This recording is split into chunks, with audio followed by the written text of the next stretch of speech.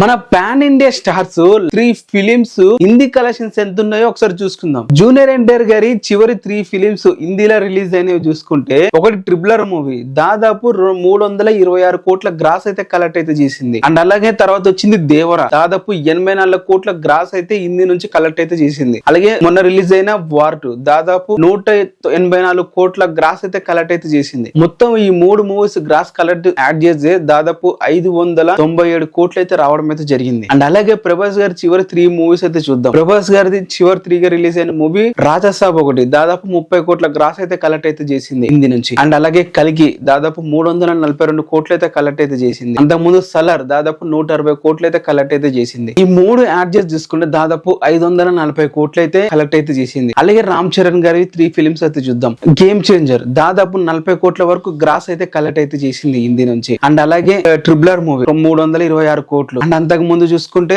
ఏ Hindi movie లేదు, ఆచార్య 2 కూడా release అయితే కాలేదు హిందీలో. బట్ తన ఫస్ట్ మూవీ ఏదైతే ఉందో జంజీరు దాదాపు 14 కోట్లు 15 కోట్ల గ్రాస్ అయితే కలెక్ట్ అయితే చేసింది. మొత్తం మ్యాచ్ చేసి చూసుకుంటే 380 కోట్ల గ్రాస్ రేంజ్ లో అయితే ఉంటుంది. సో ఇక్కడ నేను చూసుకుంటే 3 ఫిలిమ్స్ ఎవరైతే యాక్ట్ చేశారో హిందీలో రిలీజ్ చేశారో వాళ్ళవి కలెక్షన్స్ అయితే తీసుకుంటున్నా. ఫర్ ఎగ్జాంపుల్ అల్లు అర్జున్ గారిది చివరి 2 మూవీస్ ఉన్నాయి, ఒకటి పుష్ప 2 ఒకటి పుష్ప. సో ఆ మూవీస్ నేను తీసుకోవట్లే. అంతకు ముందు ఇంకొక మూవీ కూడా తన హిందీ రిలీజ్ అయి ఉంటే ఆ మూవీ అప్పుడు తీసుకుంటుండే. అండ్ అలాగే పాన్ ఇండియా స్టార్స్ ఇంకెవరున్నారు, మహేష్ బాబు గారిది ఇంకా రిలీజ్ కాలేదు, పవన్ కళ్యాణ్ గారిది కూడా రిలీజ్ కాలేదు. సో ఈ విధంగా 3 ఫిలిమ్స్ వాళ్ళకి రిలీజ్ కాలేదు కాబట్టి కన్సిడర్ అయితే చేయలేదు. మరి మన పాన్ ఇండియా స్టార్స్ ఈ ముగ్గురు అని చెప్పాలి. ఈ ముగ్గురులో హిందీ ఫిలిమ్స్ కలెక్ట్ చేసింది జూనియర్ ఎన్టీఆర్ గారిది హైయెస్ట్ అయితే ఉంది. మీరు ఇప్పుడే చెప్పండి హిందీలో ఆదరణ ఎవరికి ఎక్కువగా ఉంది, జూనియర్ ఎన్టీఆర్ కా, ప్రభాస్ కా అండ్ రామ్ చరణ్ కా? ఈ నెంబర్స్ ద్వారా మీకు క్లియర్ గా ఒకటి అర్థమై ఉంటుంది కదా. మీరేమంటారు దీని మీద? సో జూనియర్ ఎన్టీఆర్ గారికి హిందీ మార్కెట్ లో పెరుగుతుంది, జూనియర్ ఎన్టీఆర్ హిందీ మార్కెట్ అనేది పెరుగుతుంది, క్లియర్ గా మనకైతే కనిపిస్తుంది. మీరేమంటారు దీని మీద? కింద కామెంట్ చేయండి. కొత్తగా వీడియో చూస్తున్నట్లయితే సబ్స్క్రైబ్ చేసుకోండి.